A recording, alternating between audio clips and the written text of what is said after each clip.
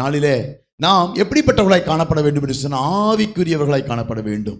ஆவிக்குரியவர்களுக்கு அடிப்படையாக இருக்கக்கூடிய சில காரியத்தை நாம் தொடர்ந்து விட்டு என்ன பண்ணிட்டு இருக்கிறோம், பின்பற்றி வர்றதுனால பாரம்பரிய கிறிஸ்தவர்களாக பெயர் கிறிஸ்தவர்களாக இருக்கிறோமே தவிர மாற்றங்களை கொடுக்கிற கிறிஸ்தவர்களாக இல்லை. அல்லேலூயா. சரி, இந்த நாளிலே கர்த்தர் எதற்காய் பாடுகளை பட்டார், எதற்காய் அடிக்கப்பட்டார், எதற்காய் நொறுக்கப்பட்டார்?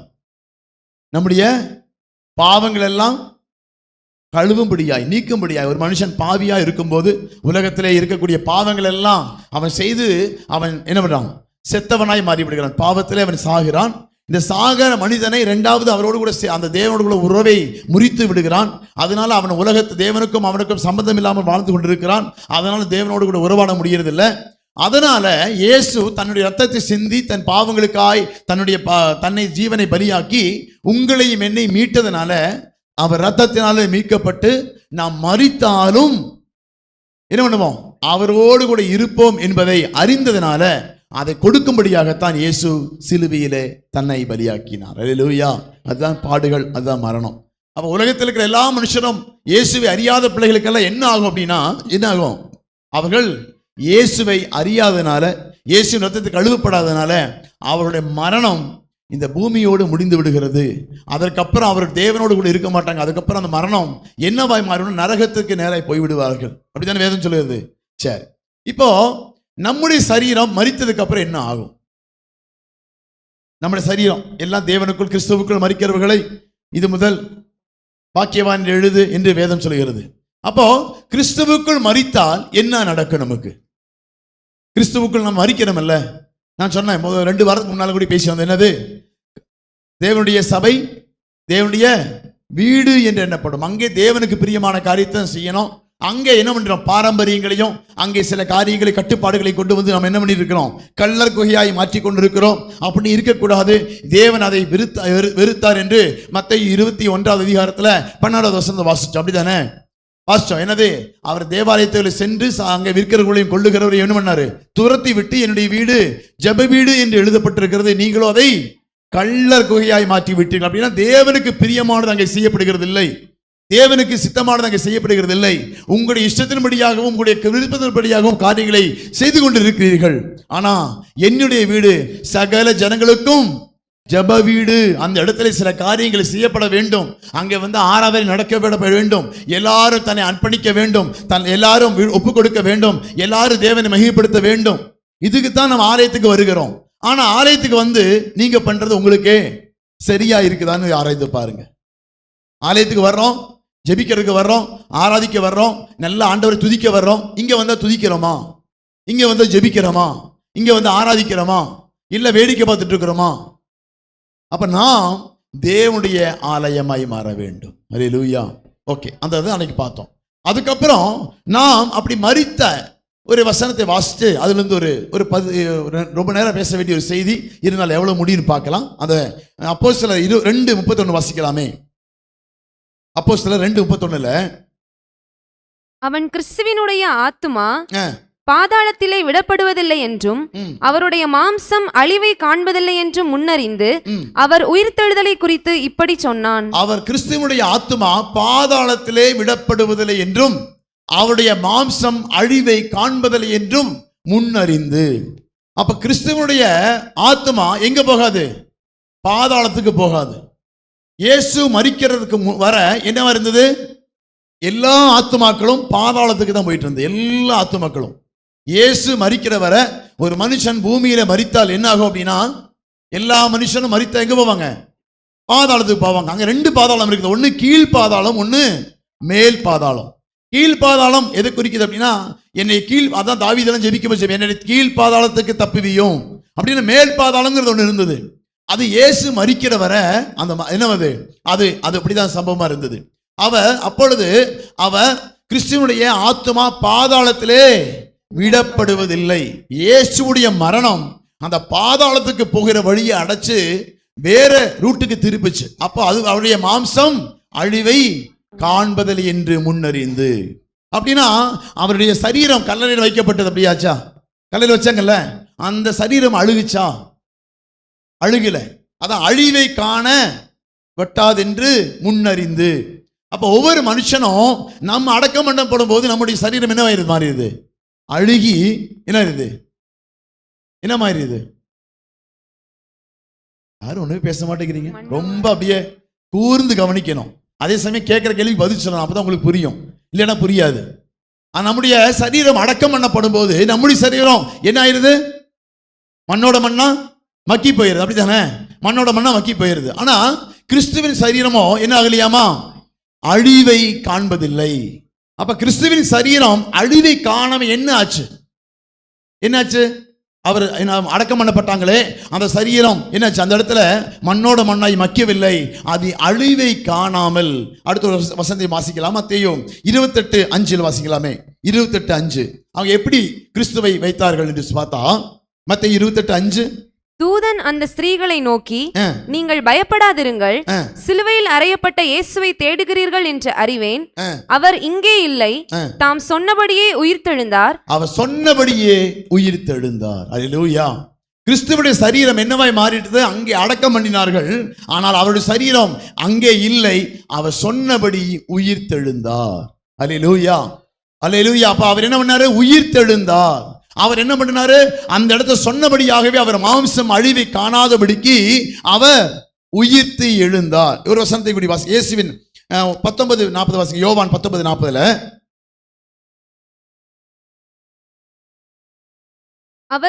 அவர்கள் இயேசுவின் சரீரத்தை எடுத்து யூதர்கள் அடக்கம் பண்ணும் முறைமையின்படியே அதை சுகந்த வர்க்கங்களுடனே சீலைகளில் சுற்றி கட்டினார்கள். அங்க பாருங்க, அவர்கள் இயேசுவின் சரீரத்தை எடுத்து யூதர்கள் அடக்கம் பண்ணும் முறைமையின்படியே அதை சுகந்த வர்க்கங்களுடனே, அப்படின்னா ஒரு ட்ரீட்மெண்ட் எல்லாம் பண்ணுவாங்க. அதை என்ன பண்ணுவாங்க, சில சுகந்த வர்க்கங்கள் எல்லாம் உள்ள வச்சு அதை கட்டி இயேசுவின் சரீரத்தை என்ன பண்ணாங்க, யூதர்களின் முறைப்படியே. அங்கே ஏன் அந்த சுகந்த வர்க்கம் இடுறாங்க அப்படின்னா, அந்த மாம்சம் கெட்டு போகக்கூடாது, அந்த மாம்சம் அழியக்கூடாது, அந்த மாம்சம் என்ன பண்ணக்கூடாது, கேடு வந்துடக்கூடாதுங்கிறதுக்காக சுகந்த வர்க்கங்களுடனே சீலைகளில் சுற்றி கட்டினார்கள். அடுத்த வசனம், அவர் சிலுவையில் அறையப்பட்ட இடத்தில் ஒரு தோட்டமும், அந்த தோட்டத்தில், அடுத்த வசனம் 27 வாசிக்கலாம். 27 யோவான் 27 சீலைகள் கிடக்கிறதையும் அவருடைய தலையில் சுற்றியிருந்த சீலை மற்ற சீலைகளுடனே வைத்திராமல் தனியே ஒரு இடத்திலே சுருட்டி வைத்திருக்கிறதையும் கண்டான். அங்கே ஒரு சீலை சுருட்டி வைத்திருப்பதையும் காண்கிறான். அப்போ அந்த இடத்துல சரீரத்துல சுத்தி அந்த என்ன பண்ணாங்க, அந்த கந்த வர்க்கம் விட்டு என்ன பண்ணாங்க, இயேசுவின் சரீரத்தை அங்க அடக்கம் பண்ணனாங்க. ஆனா அங்கே இயேசுவின் சரீரம் இல்லை, அவர் உயிர்த்தெழுந்தார். அங்க என்ன மட்டும்தான் இருந்தது, அப்ப சீலையை மட்டும்தான் இருந்தது. அப்ப சரீரம் என்னாச்சு, அப்ப சரீரத்துல போயிட்டாரா, அவர் சரீரத்தை, அவர் சரீரம் என்ன அழிவை காணவில்லை, மறுரூபமாகிவிட்டது. அல்லேலூயா, அல்லேலூயா. அப்போ ஒரு மனுஷனுடைய சரீரம் உயிரோடு எழுப்பப்படும் போது என்ன ஆகும், மறுரூபம் அடைகிறோம். அல்லேலூயா. அப்ப நம்ம ஏன், அதனால தான் நம்ம எல்லா கல்லறையில ஏன் புதைக்கிறோம், ஏன் நம்ம அந்த இதெல்லாம் பண்றோம், நம்முடைய சரீரம் மறுரூபமாய் எழுந்திருக்க வேண்டிய சரீரம். அல்லேலூயா. அதனால தான் மரணத்துல எல்லாம் எல்லாம் சொல்லுவாங்க, கல்லறையில் போய் நம்ம அடக்கம் பண்றோம். சில பாரம்பரியங்களை நம்ம செய்து கொண்டு இருக்கிறோம். அந்த பாரம்பரியத்தினுடைய சில காரியங்களை உங்களுக்கு சொல்லிக் கொடுக்க வேண்டும் என்று சொல்லி விரும்புகிறேன். ஏன்னா நாம ஆவிக்குரியவர்களாய் நடந்து கொள்ள வேண்டிய சில காரியங்கள் உண்டு, கர்த்தர் விரும்புகிற சில காரியங்கள் உண்டு. அதை நாம் ஆவிக்குரியவர்களை கற்றுக்கொண்டா மட்டும்தான் அது நம் குடும்பத்தில் நடக்கும் போதோ, நமக்கு நடக்கும் போதோ, நம்முடைய குடும்பத்தில் என்ன நடக்கும் போது, காரியங்கள் எல்லாம் நடக்கும்போது எப்படி நடந்து கொள்ள வேண்டும். நம்ம நிறைய பாரம்பரியத்தை கை கொண்டுகிட்டு மற்றவர் ஜனங்களுக்கும் நமக்கு உள்ள வித்தியாசத்தை காண்பிக்க முடியாம சில பாரம்பரியங்களிலே செய்து கொண்டிருக்கிறோம். ஏன் நம்ம எரிக்கிறது இல்லை, உங்களுக்கு ஞாபகம் கேள்வி வருது இல்ல, மற்றவங்க எல்லாம் எரிக்கிறாங்க, நாம ஏன் புதைக்கிறோம், ஏன் விதைக்கிறோம், புதைக்கிறது இல்லை, விதைக்கிறோம். ஏன், வரும்போது நம்முடைய சரீரமானது மறுரூபம் அடைய வேண்டிய ஒன்று. அல்லேலூயா. அதனால தான் நம்ம கிறிஸ்தவர்கள் முறைப்படி நாம் ஏன் புதைக்கிறோம் அப்படின்னா, ஒரு மனுஷன் செத்தா அவன் திரும்ப இயேசுவானவருடைய சரீரம் எப்படி அழிவை காணாமல் மறுரூபமாச்சோ, ஆனா நம்முடைய சரீரம் அழிவை காணும். ஆனாலும் நம்முடைய முன்னோர்கள் என்ன பண்ணாங்க அப்படின்னு பார்க்கலாம். ஆதியாகமம் 23:4 வாசிக்கலாமா? ஆதியாகமம் 23:4. ஆதியாகமம் 23:4, நான் உங்களிடத்தில் அந்நியனா இருந்து பரதேசியமா இருக்கிறேன் என்று இந்த பிரேதம் என் கண் முன் இராதபடிக்கு நான் அதை அடக்கம் பண்ணுவதற்கு உங்களுக்கு எனக்கு ஒரு சொந்தமாக ஒரு கல்லறை பூமியை தர வேண்டும் என்றான். அல்லேலூயா. அந்த ஆதி காலத்திலிருந்து பாத்தீங்கன்னா கிறிஸ்தவர்கள் முறைப்படி அடக்கம் பண்றாங்கன்னு சொல்லி சொல்றாங்கல்ல, கிறிஸ்தவர்களுக்கு ஒரு நம்பிக்கை இருக்குது. என்ன நம்பிக்கை? அவர் வரும்போது திரும்ப எழுந்திருப்பார்கள். அதனால தான் நாம் ஏன் சரீரங்களை எரிப்பதில்லை, ஏன் நம்ம இதெல்லாம் பண்றதில்லை அப்படின்னா, நாம் கர்த்தருடைய வருகையிலே திரும்பவும் நம்முடைய சரீரம் உயிர் மீட்சி அடை, அதாவது சரீரமா வராது, மண்ணோட ஆவிக்குரிய சரீரம் அல்ல, பூமிக்குரிய சரீரமா இருக்காது, அது ஆவிக்குரிய சரீரமாய் அது உருமாற்றப்பட வேண்டியது அவசியமா இருக்கிறது. அல்லேலூயா. அதனால தான் இது முதல் கிறிஸ்துவுக்குள் மரித்தவர்களை பாக்கியவான் என்று எழுத, கிறிஸ்துவுக்குள் நாம் மரிக்க வேண்டும். கிறிஸ்துவுக்குள் மரிக்கிறவர்களுக்கு கிறிஸ்துவுக்குள் என்று அடக்கம் பண்ணுவார்கள். கிறிஸ்துவுக்கு எப்படி அடக்கம் பண்ணப்பட்டாரு? துணியை சுத்தி என்ன பண்ணாங்க? கல்லறையிலே கொண்டு போய் வைத்து அடக்கம் பண்ணினார்கள். அப்ப கிறிஸ்துவை எப்படி அடக்கம் பண்ணாங்களோ அதை போலவே நீங்களும் நானும் அடக்கம் பண்ணப்பட்டா நம்முடைய வருகை, கர்த்தருடைய வருகையிலே நாம் எடுத்துக்கொள்ளப்படுவோம் என்கிற நம்பிக்கையும் விசுவாசமும் நாம் அறிக்கை பண்ணுகிறோம். அல்லேலூயா. நாம் எந்த இதிலிருந்து வந்திருக்கலாம், ஆனா வேதம் நமக்கு என்ன சொல்லுகிறதோ, வேதம் நமக்கு எதை கற்றுக் கொடுக்கிறதோ அதை நீங்கள் கடைபிடிக்க வேண்டும் என்று விரும்புகிறேன். அல்லேலூயா. நம்மளாம் வேற வேற வேற பாரம்பரியத்திலிருந்து வந்திருக்கலாம், வேற வேற முறைமைகளில் இப்படி வந்திருக்கலாம். ஆனா கிறிஸ்துவின் சரீரம் அழிவை காணவட்டாமல் அவர் உயிரோடு எழுந்தார். நாம் ஒருவேளை நாம் கல்லறையில் அடக்கம் பண்ணப்பட்டா நம்முடைய சரீரமானது அழிவை காணும். ஆனா அவர் திரும்ப எக்காலம் நொடிக்கும் மரித்தோர் தங்கள் எழுந்திருப்பார்களாம் வேதம் சொல்லுது. அப்போ இது நிறைய வசனங்கள் இருக்கு, அதெல்லாம் சொல்ல நேரம் இல்லை, அதனால கடந்து போறேன். அப்ப நம்முடைய வாழ்க்கையில நம்ம உயிரோடு எழும்பும் போது என்ன நடக்கும் அப்படின்னா, 1 கொரிந்தியர் 15:40 வாசிக்கலாமா? 1 கொரிந்தியர் 15:40. வானத்துக்குரிய மேனிகளும் உண்டு, வானத்துக்குரிய மேனிகளும் உண்டு, பூமிக்குரிய மேனிகளும் உண்டு, பூமிக்குரிய மேனிகளும் உண்டு. வானத்துக்குரிய மேனிகளுடைய மகிமையும் வேறே, வானத்துக்குரிய மேனிகளுடைய மகிமையும் வேறே, பூமிக்குரிய மேனிகளுடைய மகிமையும் வேறே, பூமிக்குரிய மேனிகளுடைய மகிமையும் வேறே. அப்ப நம்ம பூமிக்குரிய மகிமையோட அந்த மேன்மையோட இருக்கிறோம், அப்படித்தானே? சரீரம்ங்கிற இதுல என்ன இருக்கு? பூமிக்குரிய மேனி கொடுத்திருக்காரு. அப்ப வானத்துக்குரிய மேனி அப்படின்னா உயிர் தெழும் போது நமக்கு என்ன மேனி வருது அப்படின்னா, மேனி இருக்கும் அப்படின்னா சரீரம் இருக்கும், அது பூமிக்குரிய சரீரமா இருக்காது, ஆவிக்குரிய சரீரமாய் மறுரூபமாகும். அல்லேலூயா, அல்லேலூயா. அப்ப நம்ம தெரிஞ்சுக்கணும், நம்ம மரணத்துக்கு அப்புறம் என்ன சம்பவிக்குது, நாம் எப்படிப்பட்டவர்களாய் மாறுகிறோம், எப்படி மறுரூபமாக போகிறோம் அப்படின்னா, பூமிக்குரிய சரீரம் விதைக்கப்படுகிறது. எழுந்திருக்கும் போது இயேசுடைய அந்த எக்காலம், ராஜா வரும்போது என்ன பண்ண, எக்காலம் போது துடிப்பார். அப்படி நம்ம சரீரம் எல்லாம் மறுரூபமாகி ஆவிக்குரிய சரீரமாய் மாறும். அல்லேலூயா. அப்ப நம்முடைய வாழ்க்கையில நம்ம கற்றுக்கொள்ள வேண்டியது என்ன அப்படின்னா, நம்முடைய சரீரம் ஏன் நம்முடைய அவ்வளவு பாதுகாப்போட ஏன் நம்ம புதைக்கிறோம், ஏன் அதை அடக்கம் பண்ணுகிறோம், ஏன் விதைக்கிறோம் என்று சொன்னா, நாம் எக்காலம் நொடிக்கும் போது வானத்துக்குரிய மேனியை நாம் அடைந்து கொள்கிறோம். அல்லேலூயா. அடுத்த வசனத்தை வாசிக்கலாம், 44 வாசிங்களேன். ஜென்ம சரீரம் விதைக்கப்படும், ஜென்ம சரீரம் விதைக்கப்படும், ஆவிக்குரிய சரீரம் எழுந்திருக்கும், ஆவிக்குரிய சரீரம் எழுந்திருக்கும். அப்ப நாம விதைக்கிற போது எப்படி சரீரத்துல அதில் ஏன் நம்ம சரீரத்தோட வருவாங்களா, அவங்க கை காலெல்லாம் இருக்குமா அப்படின்னு கேட்டா, தேவன் நம்மை தேவ சாயலாக படைத்தார். ஆனா ஆவிக்குரிய மேனியை கொடுக்காம பூமிக்குரிய மேனியை கர்த்தர் கொடுத்து தேவனுடைய சாயலாக நம்மை படைத்திருக்கிறார். அப்ப தேவ சாயல் அப்படின்னா அவருக்கு கண் இருக்குதா, வாய் இருக்கா, காது இருக்கா, முகம் இருக்கா, அவருக்கு என்ன இருக்குது, கை இருக்கா, எல்லாம் இருக்கா. அப்ப நம்முடைய வாழ்க்கையில தேவன் எப்படி அவருடைய சாயலுக்கு ஒத்த ஆவிக்குரிய மேனி கொடுக்காம பூமிக்குரிய மேனி கொடுத்து உங்களையும் என்னையும் அவர் இந்த பூலோகத்தில் அனுப்பி இருக்கிறார். நாம் செத்து மரித்து அடக்கம் பண்ணப்படுவோமானால், அவர் பிள்ளையாய் வாழ்ந்து மரித்து அடக்கம் பண்ணப்படுவோமானால், நாங்கள் அண்டர்லைன் பண்ண வேண்டிய ஒரு காரியம் இருக்குது. நாம உலகத்தின் பிரகாரமாக என்னுடைய இஷ்டத்தின்படியாக தன்னுடைய வாழ்க்கையை வாழ்ந்து விட்டு நீங்கள் மரிப்பீர்கள் என்று சொன்னா, பாஸ்டரே அடக்கம் பண்ணாலும், பரிசுத்தவான்கள் எல்லாம் அடக்கம் பண்ணினாலும், நீங்கள் அவருக்கு பிரியமான வாழ்க்கை வாழ்ந்து மரிக்காம இருந்தா உங்களுடைய மேனி ஆவிக்குரிய சரீரத்தை பெறாது. அல்லேலூயா. ஆவிக்குரிய மேனியை பெறாது. நீங்க அதனால தான் நல்லா பாடி கர்த்தரை மகிமைப்படுத்தி இந்த பூமியில வாழக்கூடிய நாட்கள் எல்லாம் எப்படி பரிசுத்தமாயும் அவருக்கு பிரியமாகவும் அவருக்கு உண்மையாகவும் உத்தமமாகவும் வாழ்ந்து நாம் மரிக்க வேண்டும் என்று நாம் சொல்லுகிறோம். அல்லேலூயா. அதுதான் பரிசுத்தமுள்ள வாழ்க்கை. நிறைய பேர் மரணத்துக்கே வரதில்லை. அதனால இந்த வசனத்தை இங்கே வச்சு தான் வாசிக்க வேண்டியதாக இருக்குது. அப்படித்தானே? வந்தா எடுக்கிற நேரத்துக்கு வந்துட்டு அப்படியே என்ன பண்ணிடுது, போயிடுது. நிறைய பேருக்கு வசனம் தெரியுது இல்லை. அப்போ ஜென்ம சரீரம் விதைக்கப்படும், ஆவிக்குரிய சரீரம் எழுந்திருக்கும். அப்போ ஒரு மரத்துக்குள்ள என்ன நடக்குது அப்படின்னா, ஜென்ம சரீரம் விதைக்கப்படுகிறது, ஆவிக்குரிய சரீரம் அங்கே எழுந்திருக்கிறது. 15:46 வாசிக்கலாமா? 15:46.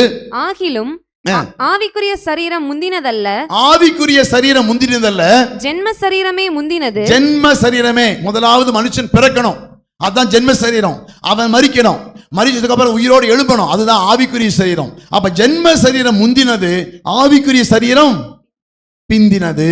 அப்ப ஒரு மனுஷனுக்கு 2 சரீரம் இருக்குது. ஒண்ணு இப்ப பூமிக்குரிய சரீரத்தில் வாழ்ந்து கொண்டு இருக்கிறோம். இந்த தேகத்துல பூமிக்குரிய சரீரத்தில் இந்த உலகத்தில் வாழ்ந்து கொண்டு இருக்கிறோம். நாம் மரணமை பிரிக்கும் போது அவரோடு கூட நித்திய காலமாய் இருக்கும்படியாய் எழுந்திருப்போம். அப்போ ஆவிக்குரிய சரீரமாய் நாம் மாறுவோம். அல்லேலூயா. அடுத்த வசனத்தை வாசிக்கலாம். 50 வாசிக்கலாமா? சகோதரரே, நான் சொல்லுகிறது என்னவெனில் மாம்சமும் இரத்தமும் தேவனுடைய ராஜ்யத்தை சுதந்தரிக்க மாட்டாது. மாம்சமும் இரத்தமும் தேவனுடைய ராஜ்யத்தை சுதந்தரிக்க மாட்டாது. அழிவுள்ளது அழியாமையை சுதந்தரிப்பதும் இல்லை. அழிவுள்ளது மாம்சமானது அழிவுக்கு நேராய் வரக்கூடியது. அப்படிதானே? இந்த சரீரம் அழிந்து நாற்றம் எடுத்து இதா போக வேண்டியது. ஆனா அழியாமையை சுதந்தரிக்க முடியாது. அதான் ஜென்ம சரீரம். அது அழியாமையை, ஆவிக்குரிய சரீரத்தை, அதாவது தேவனுடைய ராஜ்யத்தை சுதந்தரிக்க முடியாது. ஆவிக்குரிய சரீரம் மட்டும்தான் தேவனுடைய ராஜ்யத்தை சுதந்தரிக்க முடியும். அதனால இந்த பூமியில உயிரோடு இருக்கக்கூடிய நாட்களிலே, இந்த மாம்சத்திலே இருக்கக்கூடிய நாட்களிலே நாம் பரிசுத்தமாய் இந்த பாண்டத்தை காத்துக்கொள்ள வேண்டும். அல்லேலூயா. பரிசுத்தமாய் தேவனுக்கு பிரியமான வாழ்க்கை வாழ்ந்து தேவனுக்கு பிரியமான காரியத்தை செய்ய இந்த சரீரத்தை பயன்படுத்திக் கொள்ள வேண்டுமே தவிர, இந்த பூமியில் இருக்கக்கூடிய அழிவுள்ள இந்த சரீரத்தை தேவனுக்கு உகந்த அந்த பலியாய் அவரை தரிசிக்க வேண்டிய அந்த சரீரமாய் மாற இந்த பூமிக்குரிய சரீரத்தை நீங்கள் பரிசுத்தமாய் பாதுகாத்துக் கொள்ள வேண்டும். அசுத்தத்துக்கு விலக்கி, தேவனுக்கு அருவருப்பாய் செய்ய வேண்டிய காரியங்களை விலக்கி, தேவனுக்கு பிரியமுள்ள நல்ல ஆவிக்குரிய பிள்ளைகளாய் வாழ்ந்து மரிக்கும் போதுதான் அவன் மரணத்தை காணும். மரணம் அவனுக்கு ஜெயமாய் விழுங்கப்படும். அல்லேலூயா. அவன் விதைக்கப்படுகிறான். கிறிஸ்தவர்கள் அநேகர் தன் வாழ்க்கையில ரகசிய பாவங்களை செய்து கொண்டு ரகசியமாய் தேவனை விட்டு தூரம் மாறி தான் தேவனுடைய பிள்ளைகள் என்று சொல்லி காண்பித்துக் கொண்டு ஆலயத்துக்கு வர்றது போறது, வீட்டில் நல்லா இருப்பாங்க. ஆனா தேவனுக்கு அருவருப்பான ரகசியமான காரியங்களை செய்து உங்கள் மரணம் உங்களுக்கு நேரிடுமானா, உங்க வாழ்க்கையிலே மரணம் அது பூமிக்குரிய சரீரத்தோடு முடிந்து விடும். நீங்கள் நித்திய நாக்கினைக்குள்ளாகத்தான் செல்வீர்களே தவிர ஆவிக்குரிய மேனி உங்களுக்கு வராது. ஆனா அவரோடு கூட நித்திய காலமே அவரோடு கூட இருக்க முடியாது. அப்ப பூமிக்குரிய சரீரம் எதற்கு கொடுக்கப்படுகிறது சொன்னா, இயேசு என்ன அழிவை காணாதபடி மறுரூபமாயி அவன் எங்கவனான் பரலோகத்துக்கு எடுத்துக்கொள்ளப்பட்டார். அதே போல நாம் பரலோகத்துக்கு போவதற்கு மறுரூபம் தேவை. ஏன் அவருக்கு மறுரூபம் தேவைப்பட்டது? இயேசுவுக்கு அவர் மனிதனாய் வந்தார், மாம்சத்தில் வெளிப்பட்டார். அப்ப மாம்சமான எதுவும், மாம்சமும் இரத்தமும் பரலோக ராஜ்யத்தை சுதந்தரிக்க மாட்டாதே. திரும்ப திரும்ப சொல்லணும். இன்னும் சொல்லுங்க. மாம்சமும் இரத்தமும் தேவனுடைய ராஜ்யத்தை சுதந்தரிக்க மாட்டாதே. அப்ப மாம்சத்தோடு இருக்கக்கூடிய நாம், இரத்தத்தோடு இருக்கக்கூடிய நாம் தேவனுக்குள் வாழ்கிற வாழ்க்கை தான் தேவனுக்குள் மரிக்க வைக்கும். அல்லேலூயா. அல்லேலூயா. எவ்வளவு வசனத்தை கூடி வாசிக்கலாம்? 51 வாசிக்கலாம். இதோ ஒரு ரகசியத்தை உங்களுக்கு அறிவிக்கிறேன். நாம் எல்லாரும் நித்திரை அடைவதில்லை. ஆகிலும் கடைசி எக்காலம் தொனிக்கும் போது ஒரு நிமிஷத்திலே ஒரு இமைப்பொழுதிலே நாம் எல்லாரும் மறுரூபமாக்கப்படுவோம். நாம் எல்லாரும் கிறிஸ்துவுக்குள் மரித்த எல்லாரும் மறுரூபமாக்கப்படுகிறோம். அல்லேலூயா. அப்ப இந்த மறுரூபம் உங்களுக்கு வர வேண்டும் என்று சொன்ன ஒரு நிமிஷத்துல நாம் எல்லாம் புதைக்கப்பட்ட, நாம் எல்லாம் அடக்கம் பண்ணப்பட்ட, கிறிஸ்துவுக்குள் மரித்த, யார் அடக்கம் பண்ணாம இருக்கலாம். நாங்க பாஸ்டர்ஸ் வந்து அடக்கம் பண்ணாதான் உயிரோடு எழுப்புவாங்கன்னு இல்ல. நீங்க பரிசுத்தமா வாழ்ந்து உங்க யாரு வேணா போச்சிருந்தாலும் பரவாயில்ல, கர்த்தர் வரும் நாளிலே உங்களை உயிரோடு எழுப்ப மறுரூபமாக்கி, அதே சரீரம் அல்ல, ஆவிக்குரிய சரீரத்தோடு நாம எழுந்திருப்போம். அல்லேலூயா. அப்போ ஜென்ம சரீரம் விதைக்கப்படும், ஆவியின் சரீரமோ எழுந்திருக்கும்.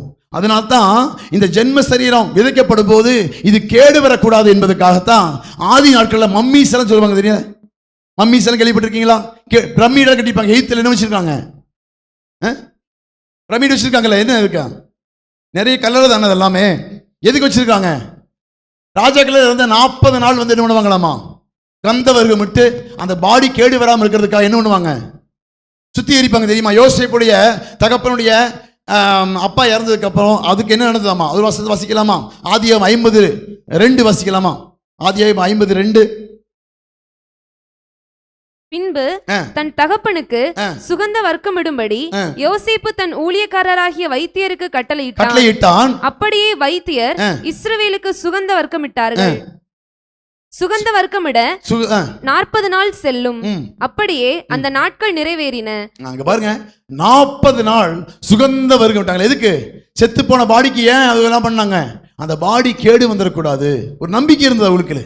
இயேசு வருவாரு, பிதாவாகி தேவன் ரெண்டாவது வருவாரு, அவர் வந்து இரட்சகரை அனுப்புவாரு, அவர் வந்துடும்போது எல்லா சரீரத்தை உயிரோடு எழுப்புவார் என்று சொல்லி அறிந்ததுனால ஆதி நாட்களிலே அந்த சரீரத்தை என்ன பண்ணுவாங்களாம், பாதுகாத்து பராமரிப்பதற்காக நிறைய இதெல்லாம் வச்சிருந்தாங்க. இது மம்மிஸ் உருவாக்கினாங்கள். இதெல்லாம் வேற, அதாவது கிறிஸ்துவன் இதுதான்.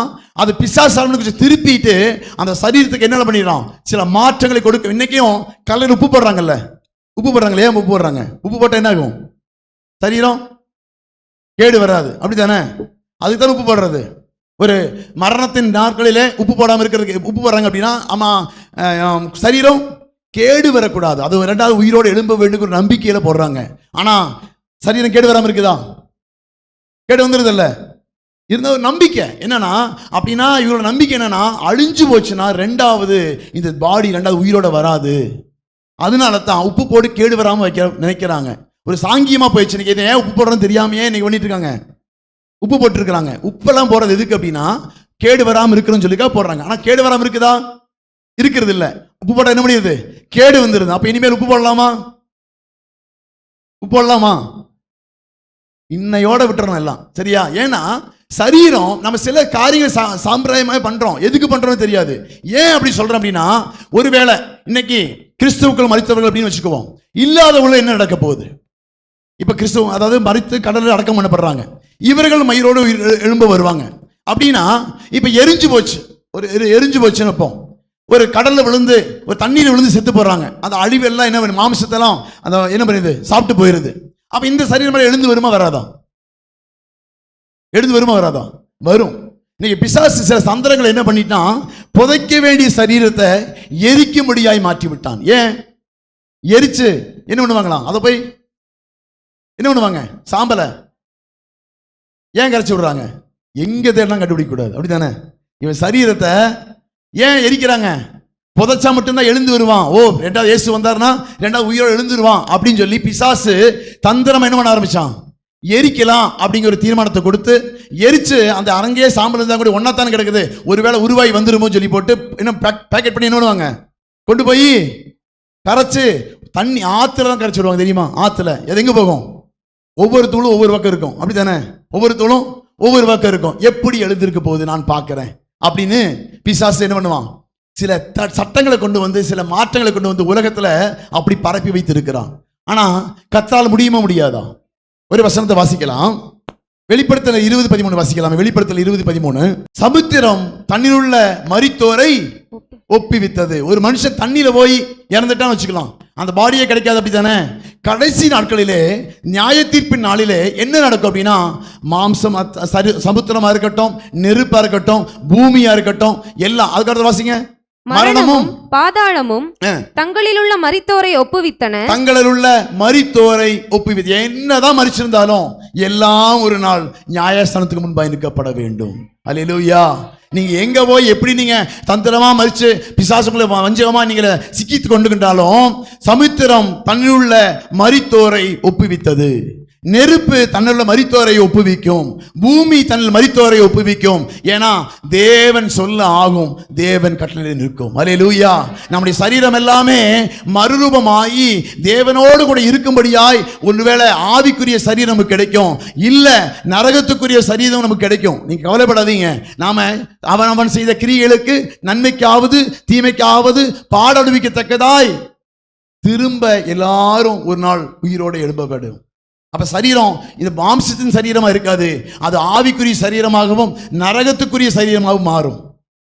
அப்போ ஒரு மனுஷன் நீங்க எப்படிப்பட்டவளா சாருகிறீங்க அது முடிவில்லை. ஆனா மரணத்துக்கு அப்புறம் நமக்கு ஒரு மேனி கொடுக்கப்படுகிறது. அது நீங்க பரலோகத்துக்குரிய மேனியா இல்ல நரகத்துக்குரிய மேனியா என்பதை நீங்கள் தான் தீர்மானித்துக் கொள்ள வேண்டும். அப்போ நீங்க கடல்ல போய் விழுந்து தற்கொலை பண்ணி மரிச்சிருக்கலாம், அந்த ஆத்மா எங்க போகும்? நரகத்து தான் போகும். அப்ப கடல் சமுத்திரம் தன்னில் உள்ள மரித்தோரை ஒப்புவிக்கும். தீயில எரிச்சு சாம்பல் ஆயிட்டாங்க, அந்த சாம்பல் ரெண்டாவது வருமா? கண்டிப்பா வரும். அதான் கடைசி எக்காலம் தொழிக்கும் போது எப்படியும் அழிவுள்ள மாம்சம் அழியாம சரீரம் எப்படி அழியாமையை பெற்றுக்கொள்ளுமோ, அதே போல நியாய தீர்ப்பின் நாளிலே இது இப்ப நடக்காது. எக்காலம் தொழிக்கும் போது இரண்டாம் வருகை இருக்கு பாத்தீங்களா, இயேசுவின் வருகை இருக்குதுல்ல, அப்ப மரித்தோர் முதலாவது எழுந்திருப்பார்கள், பின்பு உயிரோடு இருக்கக்கூடிய நாமும் மறுரூபமாக்கப்படுவோம். அதுதான் ஏசப்பா அந்த எக்காலம் தொழிக்கும் போது என்ன நடக்கும் அப்படின்னா, முதலாவது மரித்தோர் தன் சரீரங்கள் கல்லறைகளை விட்டு எழுந்திருப்பார்கள். இரண்டாவது ஆமென் உயிரோடு இருக்கக்கூடிய நாம் மறுரூபமாக்கி அவரோடு கூட என்னென்றைக்கு இருக்கும்படியாய் எடுத்துக்கொள்ளப்படுவோம். அதுக்கப்புறம் 1000 வருஷ அரசாட்சி இருக்குது. அதுக்கப்புறம் நியாய தீர்ப்பின் நாளிலே பூமியானது ஒப்புவிக்கும், அக்கினியானது ஒப்புவிக்கும், சமுத்திரமானது ஒப்புவிக்கும். எல்லா ஆத்துமாக்களும் தேவனுக்கு முன்பாக நிற்கும். அவர்கள் சரீரத்திலே என்னது செய்த நன்மைக்காவது தீமைக்காவது தக்க பலனை அடையும்படியாய் நியாயாசனத்துக்கு முன்பாக நிற்க வேண்டும். அல்லேலூயா. அப்ப மரணம் நம் வாழ்க்கையிலே ஒரு மனுஷனுடைய வாழ்க்கையிலே முடிவல்ல, அது ஒரு அடுத்த மாற்றமே செய்ய முடியாத ஒரு நித்தியத்துக்கு நேராய் கடந்து போகிறது. அல்லேலூயா. இந்த பூமியில் இருக்கக்கூடிய உங்களுக்கும் எனக்கும் தான் கர்த்தர் சில மாற்றங்களை செய்யும்படியாக, நீங்க உருவாகும்படியாக, நீங்க தேவனுக்கு பிரியமாய் வாழும்படியாக மாறும்படியாக உங்களுக்கு ஜீவன் கொடுக்கப்பட்டிருக்கிறது. இந்த உயிரோடு இருக்கக்கூடிய நாட்களிலே தேவனுக்கு பிரியமான வழியை நீங்க தெரிந்து கொள்ளலாம், தேவனுக்கு விரோதமான வழிகளை நீங்க தெரிந்து கொள்ளலாம். நீங்கள் உயிரோடு இருக்கும் போது நீங்க எப்படி வாழ்றீங்களோ அதற்கு தக்க பலனை அடையும்படியாய் நியாயாசனத்துக்கு முன்பாக நிற்க வேண்டும் என்பதை மறந்து விடாதீர்கள். அல்லேலூயா. அப்ப நாம இந்த இடத்துல பண்ணக்கூடிய சடங்குகள் சம்பிரதாயங்கள் எல்லாம் ஒரு தேவனுடைய ராஜ்யத்தை சேர்க்குமா என்று சொன்னா ஒன்னும் சேர்க்காது. அல்லேலூயா.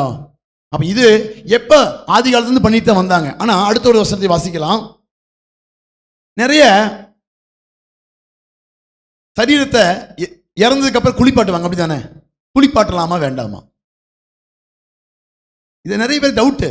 குளிப்பாட்டலாமா வேண்டாமா, மொட்டையடிக்கலாமா வேண்டாமா, இதெல்லாம் பண்ணணுமா வேண்டாமா? நிறைய பேர் இதெல்லாம் தெரியாதனால நம்ம சொல்லு அதை அங்க எதிர்பார்ப்பான பண்றது இல்லை, அப்படித்தானே? நிறைய பேர் எதிர்பார்ப்பான பண்றது இல்லை.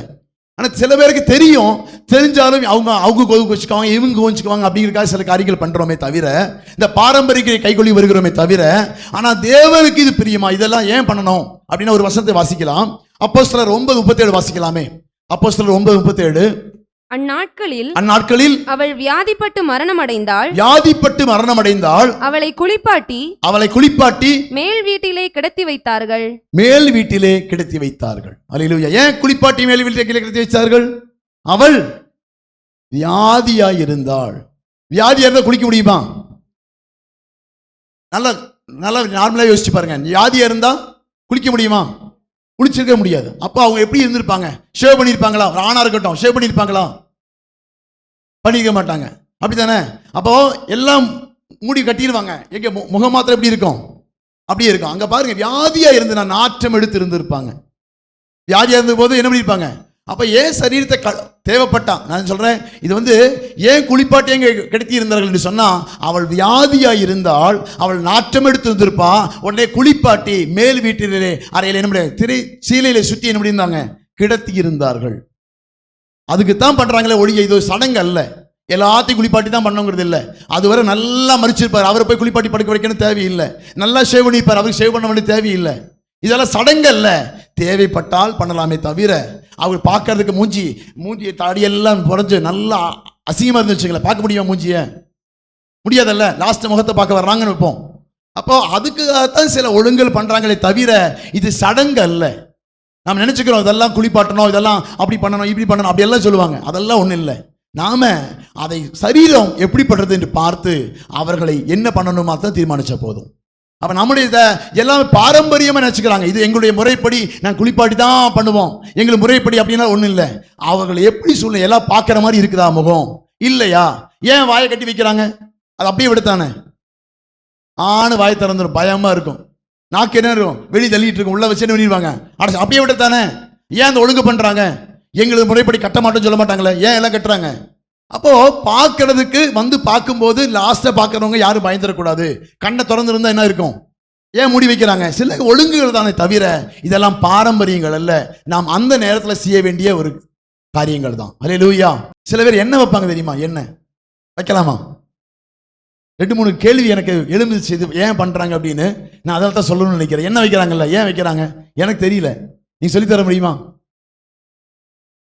மறிச்சா என்ன வைப்பாங்கல்ல, 3ஆம் நாள் குளிப்பாங்கல்ல, தலை குளிப்பாங்கல்ல, எதுக்கு? எல்லாம் முடிஞ்சு தலை குளிக்கிறது. ஓகே, எல்லா பந்தங்களும் செத்தவனுக்கும் எனக்கு இருக்கிற எல்லாம் முடிஞ்சு போச்சு. இனி அந்த ஆவி வந்து என்ன பண்ணக்கூடாது, பின்னால் வரக்கூடாது, அப்படிதானே? அப்படியா? எதுக்காக நம்ம தலையில என்ன வச்சு குளிக்கிறோம்? தெரிஞ்சுக்கணும். நீங்க சொன்னீங்கன்னா புரிஞ்சுக்குவேன். எனக்கு தெரியல, எனக்கு தெரிஞ்சது மட்டும் கேட்கிறேன் நான். அப்ப இது பண்ணலாமா வேண்டாமா அப்படிங்கிற நீங்க தீர்மானிக்கணும்.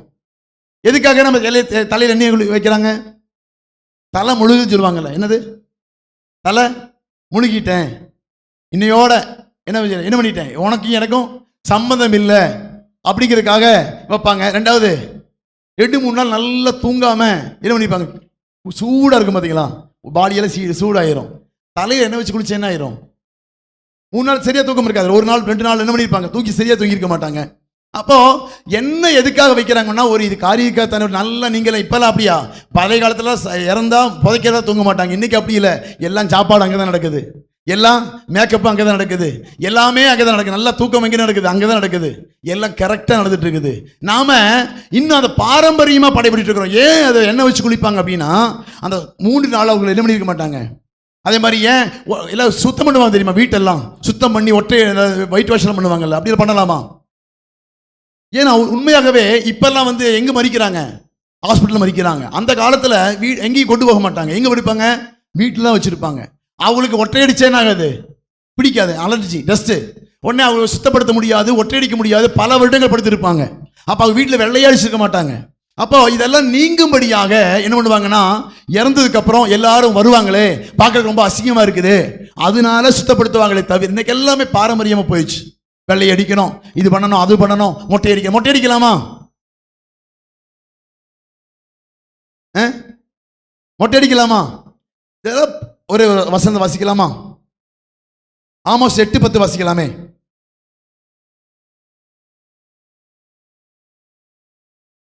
உங்கள் பண்டிகைகளை துக்கிப்பாகவும் உங்கள் பாட்டுகளை எல்லாம் புலம்பலாகவும் மாற பண்ணி சகல அறைகளிலும் ரெட்டையும் சகல தலைகளிலும் மொட்டையும் வருவித்து அவர்களுடைய துக்கிப்பை ஒரே பிள்ளைக்காக துக்கிக்கிற துக்கிப்புக்கு சமானமாக்கி அவர்களுடைய முடிவை கசப்பான நாளாக்குவேன் என்று கர்த்தராகிய ஆண்டவர் சொல்லுகிறார்.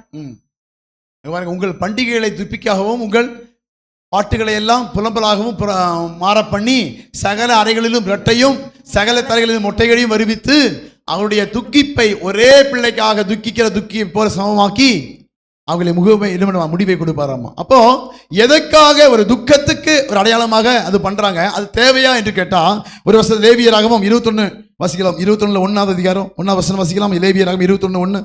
பின்பு கர்த்தர் மோசேயை நோக்கி ஆரோனின் குமாரராகிய ஆசாரியர்களில் ஒருவனும் தன் ஜனத்தாரில் இறந்து போன யாதொருவருக்காக தங்களை தீட்டுப்படுத்தல் ஆகாதென்று அவர்களோட சொல். பின்பு கர்த்தர் மோசேயை நோக்கி, ஆரோனின் குமாரனாகிய ஆசாரியர்களில் ஒருவனும் தன் ஜனத்தாரில் இறந்து போன யாதொருவருக்காக தன்னை தீட்டுப்படுத்தல் ஆகாதென்று அவர்களோட தீட்டுப்படக்கூடாது. இறந்த வீட்டுக்கு யாரும் போயிடக்கூடாது. போனா அந்த இடத்துல நான் தீட்டாயிரும். அதுல குறிப்பா ஆரோன் குமாரர், அதாவது ஊழியம் பண்ணக்கூடியவர்கள், ஆசாரியர்கள் வந்து என்ன பண்ணக்கூடாது, அந்த இடத்துக்கு போகக்கூடாது. போனா தீட்டாயிரும். அப்ப தீட்டு நீங்கும்படியா என்ன பண்ணுவாங்க அப்படின்னா மொட்டை அடிப்பார்கள். ஏன்னா அதான் நசரை விழுந்த யாரு, சிம்சோனுக்கு என்ன பண்ணாங்க, அவன் சிறை கத்தி கத்தி தலையில் படக்கூடாது. அவங்க போய் என்ன பண்ணக்கூடாது, முடிய கட் பண்ணி கொடுத்தா மட்டும்தான் அவர்கள் பரிசுத்தம் ஆவார்கள். அதுக்கு அடையாளமாகத்தான் மொட்டை போடுறமே தவிர இன்னைக்கு எல்லாரும் என்னச்சு இன்னைக்கு நீங்களும் நானும் ஆசாரியர்களும் லேவியரா மாறிவிட்டோம். இன்னைக்கு நாம அப்ப இயேசு எதுக்காக இது சொன்ன, பிதாவாகி தேவன் எதுக்காக சொல்லியிருந்தாங்கன்னா ஒரு தீட்டு, ஒரு ஊழியம் பண்ணக்கூடியவர்கள் வந்து அந்த அப்பாவுக்காகவோ அம்மாவுக்காகவோ தீட்டுப்பட்டுட்டா அந்த நசரேய விருது இருக்கும்போது அதை தீட்டாய் மாறும்போது தங்களை தலைகளை சிரைத்து என்ன பண்ணுவாங்க, அந்த நசரேய விரத்தை முடித்துக்கொண்டு திரும்ப தொடங்குறது தான். தேவனை தீட்டுப்பட்டதுனால அந்த தீட்டு நீங்கும்படியாய் தங்களை தரைகளை சிரைத்து கொண்டு என்ன பண்ணுவாங்க. ஒரு வசனத்தை வாசிக்கலாம், 3வது வசனம் வாசிக்கலாம். அதுல புருஷனுக்கு வாழ்க்கைப்படாமல் தன்னிடத்தில் இருக்கிற கன்னியாஸ்திரியான தன் சகோதரியுமாகிய வாசிக்கலாம். தன் தாயும் தன் தகப்பனும் தன் குமாரனும் தன் குமாரத்தையும் தன் சகோதரனும் புருஷனுக்கு வாழ்க்கைப்படாமல் தன்னிடத்தில் இருக்கிற கன்னியாஸ்திரியான தன் சகோதரியுமாகிய தனக்கு நெருங்கின இனமான இவர்களுடைய சாவுக்காக தீட்டுப்படலாம். தன் ஜனத்தாரில் பெரியவனாகிய அவன் வேறொருவருக்காகவும் தன்னை பரிசுத்த குலைச்சலாக்கி தீட்டுப்படுத்தலாகாது. அவர்கள் தங்கள் தலையை மொட்டையடிக்காமலும் தங்கள் தாடியின் ஓரங்களை சிரைத்து போடாமலும் தங்கள் தேகத்தை கீறிக்கொள்ளாமலும் இருப்பார்களாக. அவர்கள் தங்கள் தேகத்தை கீறிக்கொள்ளாமல் இருப்பார்களாக. அப்படின்னா தீட்டுப்படுவதற்கு அவர்கள் ஒப்பு கொடுக்க கூடாது. அவர்கள் தன்னுடைய சரீரத்தில் எந்த மாற்றமும் பண்ணக்கூடாது. அப்படி தீட்டுப்பட்டா அந்த தீட்டு கழிய தன் தலையை என்ன பண்றாங்க, சிரைத்து. அது ஆசாரியர்களுக்கும் லேவியருக்கும் கர்த்தர் அந்த நாளிலே நியாயப்பிரமாண காலத்தில் கொடுக்கப்பட்ட ஒரு கற்பனை. அப்ப இந்த காலத்துல செய்யலாமா கேட்டா லேவியராகும் 19 கூடி வாசிக்கலாமே. லேவியராகும் 19 1வது அதிகாரம். பின்னும் கர்த்தர் மோசேயை நோக்கி, நீ இஸ்ரவேல் புத்திரரின் சபை அனைத்தோடும் சொல்ல வேண்டியது என்னவென்றால் உங்கள் தேவனும் கர்த்தருமாகிய நான் பரிசுத்தர், ஆகையால் நீங்களும் பரிசுத்தராயிருங்கள். உங்களில் அவனவன் தன் தன் தாய்க்கும் தன் தன் தகப்பனுக்கும் பயந்திருக்கவும் என் ஓய்வு நாட்களை ஆசரிக்கவும் கடவீர்கள். நான் உங்கள் தேவனாகிய கர்த்தர். உங்கள் அனைவரும் தன் தன் தாய்க்கும் தகப்பனுக்கும் பயந்திருக்கவும் என் ஓய்வு நாட்களை ஆசரிக்கும் கடவீர்கள். நான் தேவனாகிய அவர் பரிசுத்தமுள்ள தேவன். அதுல 27 கூடி வாசிக்கலாமே. 27. உங்கள் தலைமயிரை சுற்றி ஒதுக்காமலும் தாடியின் ஓரங்களை கத்திரிக்காமலும் செத்தவனுக்காக உங்கள் சரீரத்தை கீறிக்கொள்ளாமலும் தன் சரீரங்களை கீறிக்கொள்ளாமலும் அடையாளமான எழுத்துக்களை உங்கள் மேல் குத்தி கொள்ளாமலும் இருப்பீர்களாக. அடையாளமாக எழுத்துக்களை உங்க சரீரத்தின் மேல குத்தி கொள்ளாமலும் இருப்பீர்களாக. அப்ப நம்ம அந்த தீட்டை நீங்கும்படிய, தீட்டுனா என்னன்னா ஒரு மனுஷன் செத்தாலோ பழைய ஏற்பாடு காலத்தில் நீங்க போயிட்டீங்கன்னா மொட்டையடிக்க ஆரம்பிச்சீங்கன்னா மற்ற எல்லாமே நீங்க செய்ய ஆரம்பிக்கணும். ஒருவன் நான் சாவு வீட்டுக்கு போனா என்ன பண்ணக்கூடாது, 7 நாள் எங்கேயும் வெளியே போகக்கூடாது. அவன் இந்த பொருளை தொடக்கூடாது, தொட்டதெல்லாம் அசுத்தமாயிரும். வீட்டில் யாருமே குடியிருக்க முடியாது. அதை அவங்க செத்தவனை தொட்டவங்க யார் தொட்டாலும் அவங்களும் தீட்டாயிருவாங்க. அவங்களுக்கு குளிச்சா தான் சுத்தமாவார்கள். ஏன் நம்ம தண்ணீரால் குளிக்கிறோம் அப்படின்னா ஒரு வசனத்தை வாசிக்கலாம். லேவியராகமம் 15வது அதிகாரத்துல 6 வாசிங்களே. லேவியராகமம் 15:6. பிரமியம் உள்ளவன் உட்கார்ந்ததின் மேல் உட்காருகிறவன் தன் வஸ்திரங்களை தோய்த்து தண்ணீரில் முழுகி சாயங்காலம் மட்டும் தீட்டுப்பட்டிருப்பானாக. பிரமியம் உள்ளவனின் சரீரத்தை தொடுகிறவன் தன் வஸ்திரங்களை தோய்த்து, அவனை தொட்டவன் யாரோ அவனும் தீட்டுப்பட்டவனாயிருப்பானாக. தண்ணீரில் முழுகி சாயங்காலம் மட்டும் தீட்டுப்பட்டிருப்பானாக. பிரமியம் உள்ளவன் சுத்தமாய் இருக்கிற ஒருவன் மேல் துப்பினால் இவன் தன் வஸ்திரங்களை தோய்த்து தண்ணீரில் முழுகி சாயங்காலம் மட்டும் தீட்டுப்பட்டிருப்பானாக. பிரமியம் உள்ளவன் ஏறும் எந்த சேனமும் தீட்டாயிருக்கும். அவனுக்கு கீழிருந்த எதையாகிலும் தொடுகிறவன் சாயங்காலம் மட்டும் தீட்டுப்பட்டிருப்பான். அதை எடுத்துக்கொண்டு போகிறவன் தன் வஸ்திரங்களை தோய்த்து தண்ணீரில் முழுகி சாயங்காலம் மட்டும் தீட்டுப்பட்டிருப்பானாக. பிரமியம் உள்ளவன் தன் கைகளை தண்ணீரினால் கழுவாமல் ஒருவனை தொட்டால் இவன் தன் வஸ்திரங்களை தோய்த்து தண்ணீரில் முழுகி சாயங்காலம் மட்டும் தீட்டுப்பட்டிருப்பானாக. நீக்கிறதுக்காக, சுத்திகரிப்புக்காகத்தான் என்ன பண்றோம் நாம அந்த குளிப்பது எதுக்கு நாம குளிக்கிறாங்க அப்படின்னா நம்ம தீட்டு நீங்கும்படியா, அதாவது பரிசுத்தமாகும்படியாய், அழுக்கை நீக்கும்படியாய், கையை கழுவுறது போலத்தான் சுத்தமாகிறதுக்கு அடையாளமாகத்தான் நம்ம குளிக்கிறோமே தவிர அது என்ன வச்சுதான் குளிக்க, அதெல்லாம் அந்த பாரம்பரியங்களை நாம கடைபிடிக்க கூடாது. அது மாத்திரம் இல்ல, நாம் மொட்டையடிக்கப்படுறது எதுக்கு அப்படின்னா, ஒருவன் நஸ்ரேய விரதம் இருந்து அவன் தீட்டுப்படும் போது அவன் தலையை சிரைத்து கொண்டு தன் பரிசுத்தமாகிறதுக்கு அடையாளமாக தன் சிலைகள் என்ன பண்ணியிருக்கான், மொட்டையடிக்கிறவனை தவிர. இன்னைக்கு அப்பா இறந்தா ஒரு பையன், அம்மா இறந்தா ஒரு சின்ன பையனா என்ன சொல்லுவாங்க, அப்படித்தானே? அப்பாவுக்கு ஒரு பையன், அம்மாவுக்கு ஒரு பையன் என்ன சொல்றாங்க. ஏன் பெண்கள் மொட்டை அடிக்கிறது இல்லை? என்னோட கேள்வி அப்படி ஒரு கேள்வி எழுந்துச்சு. ஏன் எல்லாரும் அடிக்கிறாங்கல்ல, அவன் வீட்டில் ஆணே இல்லைன்னு வைப்போம், பெண்களுக்கு பிடிச்சி மொட்டை அடிக்க தானே, ஏன் அடிக்கிறது இல்லை? நம்ம சபை அடிச்சிடலாமா? நீ எல்லாரும் சேர்ந்து நீ அடுத்தது வந்ததுன்னு வச்சுக்கலாம், அடிச்சா அப்படித்தான் அடிப்போம் எங்க குடும்பத்துல அப்படின்னு சொல்லி. பாரம்பரியமா சிலதெல்லாம் என்ன பண்றாங்க அப்படின்னா, துக்கத்தை காண்பிக்கிறதுக்காக சில காரியங்களை நம்ம பண்ணி இன்னைக்கு சில வேண்டுதல்களை நிறைவேற்றுறதுக்காக என்ன பண்றாங்க, தன்னை தாழ்த்துவதற்கு, தான் அடையாளப்படுத்தி. அந்த காலத்துல எல்லாம் மொட்டை அடிக்கிறது, ஏன்னா குடும்பத்தில் நிறைய பேர் இருப்பாங்க, யாருடைய அப்பா இறந்துருப்பாங்க தெரியாது. உடனே அன்னைக்கு எது பண்ணுவாங்க அப்படின்னா, அவங்க அந்த குடும்பத்தில் இருக்கிறவங்க மட்டும், அந்த அப்பாவை இறந்தவங்க மட்டும் அடையாளப்படுத்துறதுக்காக சில காரியங்கள் பண்ணனாங்களே ஒடி. இன்னைக்கு எல்லாம் அது பாரம்பரியமாய் வந்து விட்டது. அப்படி நம்ம பண்ணக்கூடாது. என்னது, நாம செத்தவர்களுக்காய் தன் சரீரங்களை கீறிக்கொள்ளாமலும் தீட்டுப்படாமலும், தீட்டுப்பட்டது அப்படின்னா இது தீட்டுப்பட்டதுன்னு நினைச்சிட்டு நம்ம என்ன பண்ணக்கூடாது, நாம அப்படிப்பட்ட காரியங்களை, பாரம்பரியங்களை செய்யக்கூடாது. என்னாகமம் 6:7 வசிக்கலாமே. என்னாகமம் 6வது அதிகாரத்துல 7வது வசனம். அவன் தன் தேவனுக்கென்று செய்த நசரேய விரதம் அவன் தலைமேல் இருக்கிறபடியால் மரணமடைந்த தன் தகப்பனுக்காகிலும் தாயினாகிலும் சகோதரனாகிலும் சகோதரியினாலாகிலும் தன்னை தீட்டுப்படுத்தலாகாது. அவன் நஸ்ரேனா இருக்கும் நாளெல்லாம் கர்த்தருக்கு பரிசுத்தமாயிருப்பான். அவன் அண்டையிலே ஒருவன் சடுதியில் மரணமடைந்தால் நஸ்ரேய விரதமுள்ள அவனுடைய தலை தீட்டுப்பட்டதே ஆகில் அவன் தன் சுத்திகரிப்பின் நாளாகிய 7ஆம் நாளில் தன் தலைமயிரை சிரைத்துக் கொண்டு 8ஆம் நாளில் 2 காட்டு புறாக்களையாவது 2 புறா குஞ்சுகளையாவது ஆசரிப்பு கூடார வாசலில் ஆசாரியனிடத்தில் கொண்டு வர கடவன். அப்ப தலை சிரைச்சு தன்னை பரிசுத்தமாக்குறதுக்கு அடையாளமாகத்தான் 7வது நாள் 8வது நாள் என்ன பண்றாங்க, அந்த தேவ ஆலயத்துக்கு சென்று பண்ணுவாங்க. இன்னைக்கு எல்லாம் அப்படியே பாரம்பரியமா மாறி அவர்கள் முறைமைப்படி வேற பக்கம் போயிட்டு இருக்கிறாங்களே தவிர, இதெல்லாம் நஸ்ரேயனாய் இருக்கக்கூடிய அவர்களுக்கு மட்டும்தான் இது பழைய ஏற்பாட்டு காலத்தில் நியமிக்கப்பட்டதை தவிர, இது புதிய ஏற்பாட்டு காலத்தில் உங்களுக்கும் எனக்கும் அது பங்கு இல்லை. அல்லேலூயா. அப்ப நாம என்ன பண்ணுகிறோம் என்று சொன்னா, சில பாரம்பரியங்களை கடைபிடித்து வர்றதுனால அதன்படியாகவே நஸ்ரேய விரதம் இருக்கக்கூடியவர்கள், தேவனுக்கு பிரியமாய் இருக்கக்கூடிய அந்த நபர்கள் மட்டும்தான் மொட்டையடிச்சு தன்னை பரிசுத்தமாக்குறதுக்கு அடையாளமாகத்தான் மொட்டையடித்துக் கொண்டிருந்தார்கள். ஆனா இன்றைய காலத்திலே அந்த நியாயப்பிரமாண காலம் இல்லை, இருந்தாலும் அந்த காலத்தில் செய்து கொண்ட பாரம்பரியம் தொடர்ந்து வந்து கொண்டிருக்கிறது. அது தேவையில்லாத ஒன்று. ஏன்னா கர்த்தர் நம்மை ஆசாரியராகவும் ராஜாக்களாகவும் ஏற்படுத்தி விட்டார். அதனால அந்த பாரம்பரியம் நமக்கு தேவையில்லை. இதே போல நிறைய பாரம்பரியமா பண்ணக்கூடிய காரியங்கள் எல்லாம் இருக்குது. அதை சொல்ல போனா லேட் ஆயிரும். ஏன் நம்ம இதெல்லாம் பண்றோம் அப்படின்னா, உபாகமம் யாக்கோபு 2:17 வாசிக்கலாம். யாக்கோபு 2:17 வாசிக்கலாம். அப்படியே விசுவாசமும் கிரியைகள் இல்லாதிருந்தால் தன்னில் தானே செத்ததாய்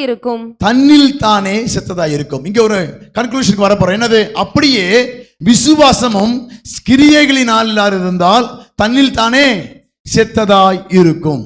அப்போ இதெல்லாம் எதற்கு நம்ம காண்பிக்கிறோம் என்று சொன்னா, ஒரு விசுவாசத்தை வெளிப்படுத்துகிறோம். என்ன விசுவாசத்தை வெளிப்படுத்துகிறோம்? நான் என்ன நம்பி இருக்கிறேனோ அதை வெளிப்படுத்துறதுக்கு ஒரு கிரியை மூலம் வெளிப்படுத்துகிறேன். பாருங்க, அப்படியே விசுவாசமும் கிரியை இல்லாதிருந்தால் தன்னில் தானே செத்ததாயிருக்கும். என்ன கிரியை? இப்போ விசுவாசம், நான் என்ன நம்புறனோ, எல்லாரும் இன்னைக்கு மனம் திரும்புறேன்னு சொல்றவங்க எல்லாம் கையை தூக்குங்க சொன்னா எல்லாம் கை தூக்குறீங்கல்ல, அது மனம் திரும்புறதுக்கு அடையாளம். கை தூக்காதவர்களுக்கு எல்லாம் என்ன அர்த்தம்?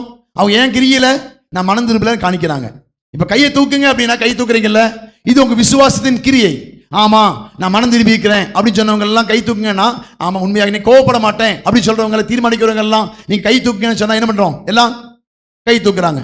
அப்ப ஒரு தீர்மானத்தை தீர்மானித்திருக்கிறோம் என்பதை கிரியை மூலம் வெளிப்படுத்தி இருக்கிறாங்க. நான் கோவப்பட மாட்டேன் அப்படி தீர்மானிச்சிருக்கிறேன் அப்படிங்கிற தீர்மானத்தை, என் நம்பிக்கையை, என் விசுவாசத்தை நான் இப்படி மாறி இருக்கிறேங்கிறத அறிவிக்கும்படியாய் கையை தூக்குகிறேன். அப்படித்தானே?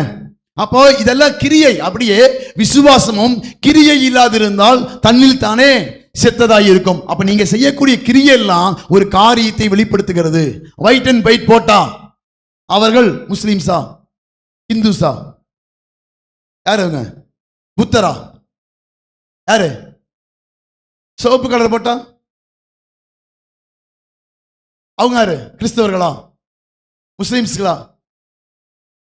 அப்ப குள்ளா வச்சா ஒரு அடையாளத்தை எப்படி வெளிப்படுத்துறாங்க பாத்தீங்களா? நம்மள பார்த்தாலே தெரிஞ்சு ஒரு சிலுவை கழுத்துல போட்டு என்னது? அவர்கள் கிறிஸ்தவர்கள். அப்போ இந்த கிரியை மூலமாய் அதை என்ன பண்றோம்? வெளிப்படுத்துகிறோம். நம்ம யாருங்கிறத, நம்ம ட்ரெஸ், நம்ம நடத்தக்கூடிய காரியங்கள் எல்லாத்தையும் ஒரு நம்பிக்கை. இப்ப வந்து கல்லறை அடக்கம் பண்ணாலே என்ன பண்றாங்க? ஓ, நீங்க கிறிஸ்தவர்களா கேட்கலாங்களா? இது ஒரு முறைமை. அதான் அப்படியே விசுவாசம். நம்ம என்ன விசுவாசிக்கிறோம்? நான் என்னோட தகப்பனையோ தாயோ எங்க அப்பாவையோ அம்மாவையோ யாரோ ஒருத்தர் அடக்கம் பண்றேன், இவர்கள் ஒரு நாள் உயிரோடு எழுந்திருப்பார்கள் என்பது அடையாளமாக நான் அடக்கம் பண்ணுகிறேன் என்பதை, விசுவாசத்தை வெளிப்படுத்துகிறோம். அப்ப நம்முடைய விசுவாசம் தான். அப்படியே விசுவாசமும் கிரியை இல்லாது இருந்தால், அடுத்த வருஷம் வாசிக்கலாம், 18 வாசிக்கலாம். ஒருவன் உனக்கு விசுவாசம் உண்டு, எனக்கு கிரியைகள் உண்டு, கிரியைகள் இல்லாமல் உன் விசுவாசத்தை எனக்கு காண்பி, நான் என் விசுவாசத்தை என் கிரியைகளினாலே உனக்கு காண்பிப்பேன் என்பானே. தேவன் ஒருவர் உண்டென்று விசுவாசிக்கிறாய்.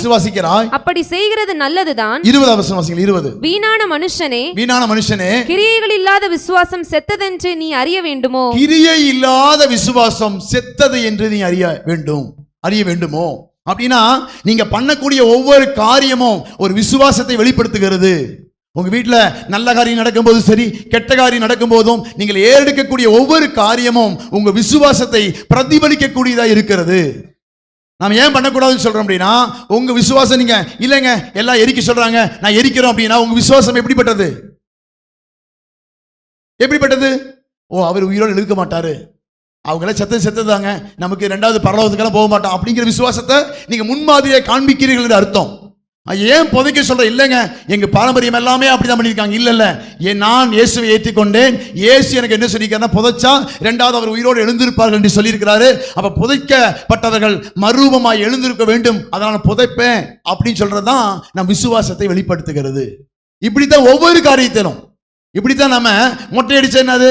ஓ, இது நம்ம நசரே வர பழைய ஏற்பாட்டு காலத்திலேயே இருக்கிறோம், இன்னும் புதிய ஏற்பாட்டுக்கு வரலன்னு அர்த்தம்.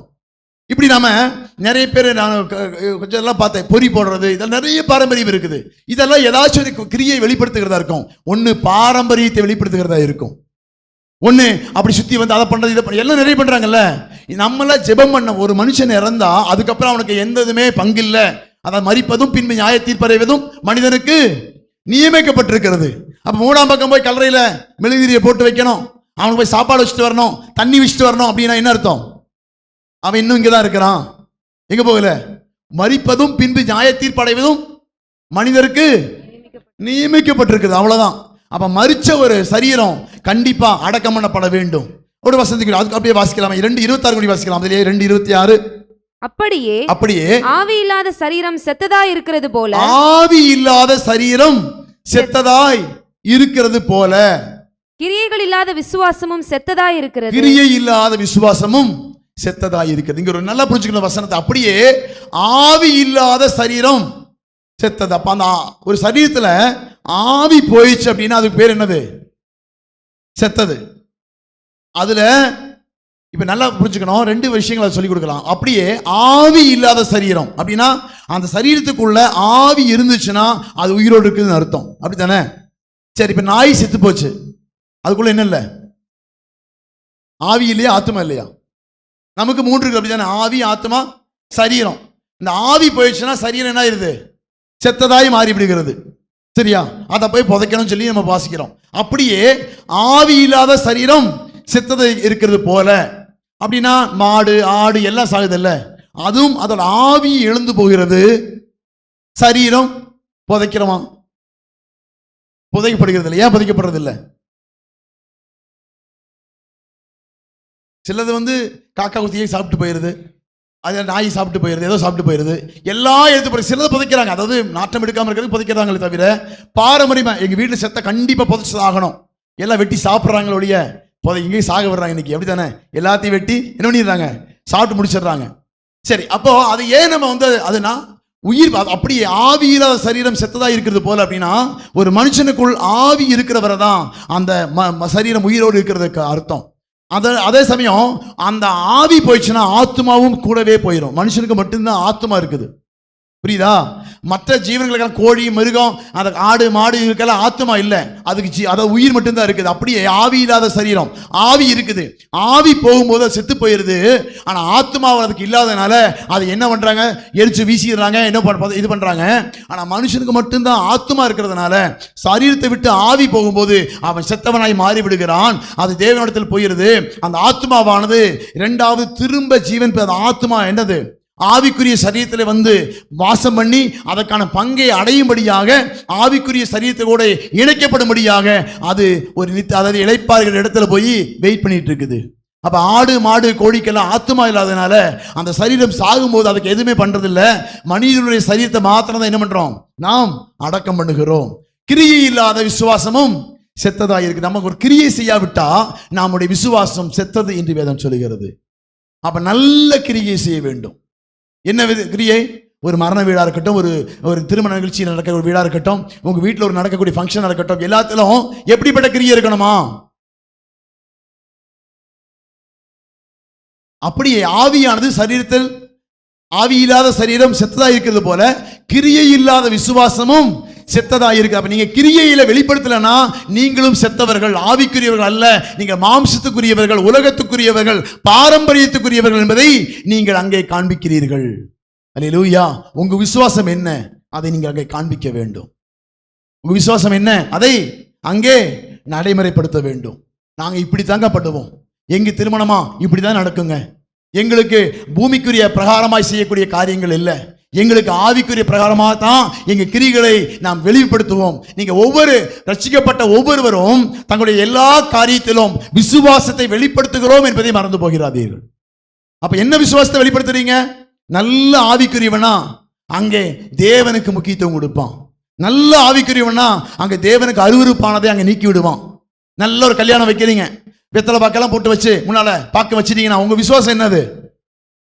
ஒரு கல்யாணம் வைக்கிறோம், வீட்டில் எல்லாம் வந்துட்டாங்க, வந்தவங்க எல்லாம் எங்க அப்பா எங்க தாத்தா பாட்டி எல்லாம் என்ன பண்ணுவாங்க, எத்தனை விடுவாங்க அப்படின்ட்டு பாக்கு சுண்ணாம்பு புகலை எல்லாம் வாங்கிட்டு வீட்டை வச்சிருக்கீங்கன்னு வச்சுக்குவோம்.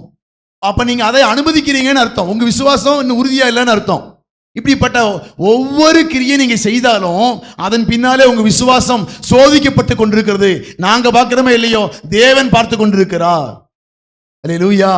அப்ப கிரியை இல்லாத விசுவாசம் செத்ததா இருக்கிறது போல உங்களுடைய விசுவாசம் எப்படிப்பட்டதா இருக்கிறது? நம்ம அதனால தான் சொல்றோம், இதை சொல்லிக் கொடுக்காம நீங்க கடைபிடிக்க வேண்டும் என்று சொல்லி நாங்கள் எதிர்பார்க்கிற தப்பு தான். அதனால தான் சொல்லிக் கொடுக்கிறோம். இதனாலே நாம் எப்படி நடந்து கொள்ள வேண்டும், உங்க வீட்டில் உங்க குடும்பத்தில் நல்ல காரியங்கள் கெட்ட காரியங்கள் அல்லது ஒரு காரியங்கள் நடக்கும்போது நீங்க எப்படி நடந்து கொள்கிறீர்கள், உங்கள் விசுவாசத்தை எப்படி வெளிப்படுத்துகிறீர்கள்? நம்முடைய விசுவாசத்தை பிரதிபலிக்கக்கூடிய இடம் தாங்க நம்முடைய ஒவ்வொரு நிகழ்ச்சிகளும். அல்லேலூயா. அப்போ அப்படியே 17 வாசிக்கலாமே. யாக்கோபு 17. அப்படியே விசுவாசமும் கிரியைகள் இல்லாதிருந்தால் தன்னிலே தானே செத்ததா இருக்கும். அப்ப பாருங்க, விசுவாசம் கிரியையிலே வெளிப்படுத்தப்பட வேண்டும். அப்படி இல்லை என்று சொன்னால் அது செத்த விசுவாசம். உங்களுக்குள் விசுவாசம் இல்லை, நீங்க விசுவாசி என்று சொல்லிக்கிற தவிர உங்களுக்கு இன்னும் பாரம்பரியம் தான் காணப்பட்டு கொண்டிருக்கிறது. உங்களுக்கு இன்னும் அந்த பழைய வாழ்க்கை தான் காணப்பட்டிருக்கிறது. கிறிஸ்துவுக்குள் ஒரு மனுஷனும் புதிதாக்கப்படவில்லை என்பதை அங்கே நாம் வாசிக்கிறோம். அல்லேலூயா, காண்பிக்கிறோம். அதனால்தான் அப்படியே விசுவாசமும் கிரியைகள் இல்லாதிருந்தால் தன்னில் தானே செத்ததா இருக்கும். 20 வாசிக்கலாம். 20. வீணான மனுஷரே, கிரியைகள் இல்லாத விசுவாசம் செத்ததென்று நீ அறிய வேண்டுமோ? கிரியை நீ செய்யவிட்டால் உன் விசுவாசம் செத்து போயிருப்பதை அறிந்து கொள். நீ ஆவிக்குரியவன் இல்லை என்பதை அறிந்து கொள். நீ இன்னும் பூமிக்குரியவனாகவே இருக்கிறாய் என்று அறிந்து கொள். இன்னும் நீ சரியாக ரட்சிக்கப்படவில்லை என்பதை அறிந்து கொள். இன்னும் தேவனுக்கு பிரியமான வாழ்க்கை உன்னிடத்தில் இல்லை என்பதை அறிந்து கொள். வீணான மனுஷனே, கிரியை இல்லாத விசுவாசம் செத்ததென்று நீ அறிய வேண்டுமோ? அப்ப விசுவாசிக்கிற ஒரு விசுவாசியுடைய வாழ்க்கையில நல்ல மாதிரிகள் வெளிப்பட வேண்டும். வேதத்தை வாசிக்கும் போது அதன் மாதிரிகளை நாம் பின்பற்ற வேண்டும். 26வது வசனம் வாசிங்களேன். அப்படியே ஆவி இல்லாத சரீரம் செத்ததா இருக்கிறது போல கிரியைகள் இல்லாத விசுவாசமும் செத்ததா இருக்கிறது. கிரியை இல்லாத விசுவாசமும் செத்ததா இருக்கிறது. இன்னும் ஒரு 5 பாயிண்ட் பக்கம் சொல்லணும்னு இருக்கிறேன், நேரமானபடினால. இப்படி நம்ம அது மாத்திரம் இல்லை, சரீரத்தை செய்யக்கூடிய காரியங்கள், நம்முடைய உடைகள், நடைகள், நம்முடைய எல்லாவற்றுக்கும் வேத வசனம் என்ன சொல்கிறது என்பதையும் கூட நான் வாசிக்கணும்னு நினைச்சேன். ஆனா நேரம் இல்லாதபடினால ஒரு வசனத்தை மாத்திரம் வாசிச்சு நான் முடிக்க விரும்புகிறேன்.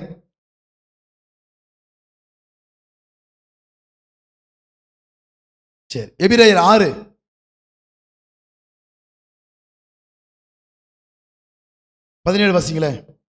அந்தப்படி தேவனும் வாக்குத்தத்தம் பண்ணப்பட்டவைகளை சுதந்தரித்துக் கொள்ளுகிறவர்களுக்கு தமது ஆலோசனையின் மாறாத நிச்சயத்தை பரிபூரணமாய் காண்பிக்கும்படி சித்தமுள்ளவராய் ஓர் ஆணையினாலே அதை ஸ்திரப்படுத்தினார். ஒரு ஆணையினாலே அதை ஸ்திரப்படுத்தினார். கூடி வாசிக்கலாம்.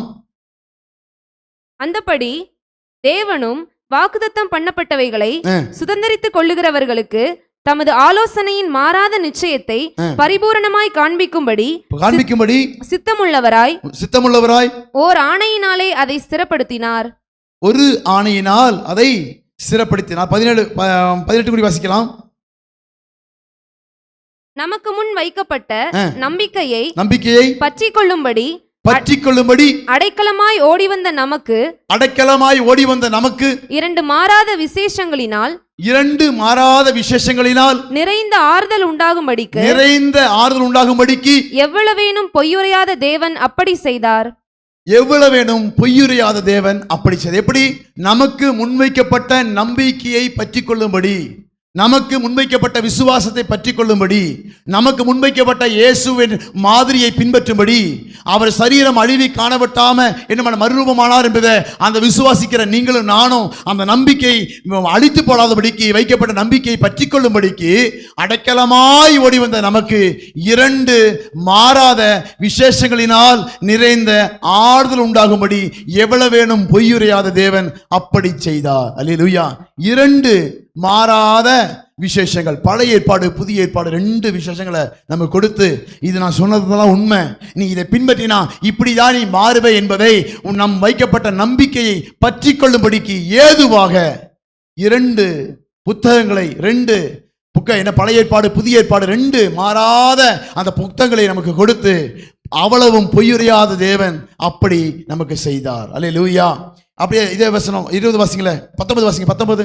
அந்த நம்பிக்கை நமக்கு நிலையும் உறுதியும் திரைக்குள்ளாக போகிறதற்குமான ஆத்தும நங்கூரமாய் இருக்கிறது. நமக்கு முன்னோடினவராகிய இயேசு மெல்கிசேதேக்கின் முறைமையின்படி நித்திய பிரதான ஆசாரியராய் நமக்காக அந்த திரைக்குள் பிரவேசித்திருக்கிறார். அல்லேலூயா. எப்படி? இது ஒரு திரை, மெல்கிசேதேக்கின் முறைமைங்கிறது அதை பத்தி உங்களுக்கு சொல்லணும். அது ரொம்ப அருமையா ஆண்டவர் பழைய ஏற்பாடு காலத்தில் உருவாக்கப்பட்ட மெல்கிசேதேக்கின் முறைமை. அதுக்கு முதல்ல வசந்த வாசிச்சா தான் புரியாது. அந்த அதிகாரத்தில் ஃபர்ஸ்ட்ல இருந்து அதை பற்றி சொல்லி லாஸ்ட்ல தான் அது முடிச்சிருக்காரு.